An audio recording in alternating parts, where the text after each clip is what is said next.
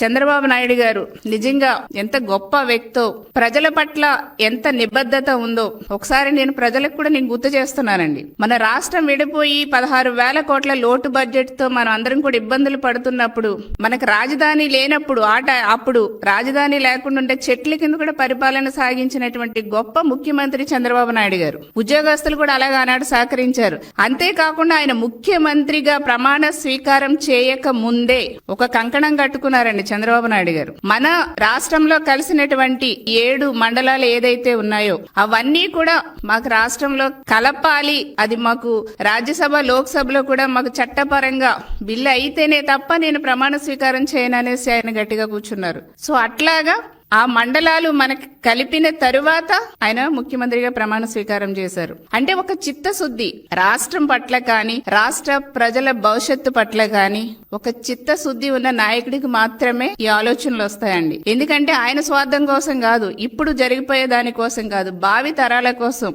ఆయన ఒక ఆలోచనలు చేస్తారు, ఒక సంస్కరణలు తీసుకొస్తారు.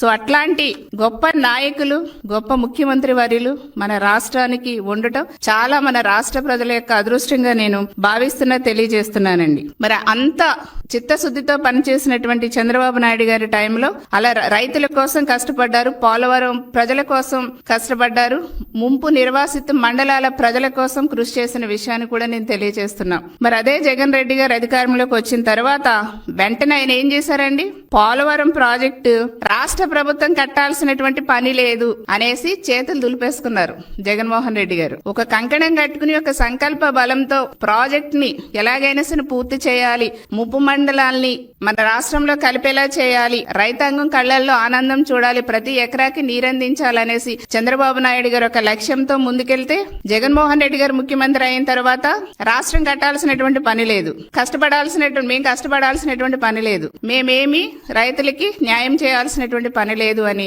ఎంతో నిర్లక్ష్యంగా పోలవరం ప్రాజెక్ట్ ని గాలికి వదిలేసినటువంటి మహానుభావులు ఎవరైనా ఉన్నారంటే అది జగన్మోహన్ రెడ్డి గారండి.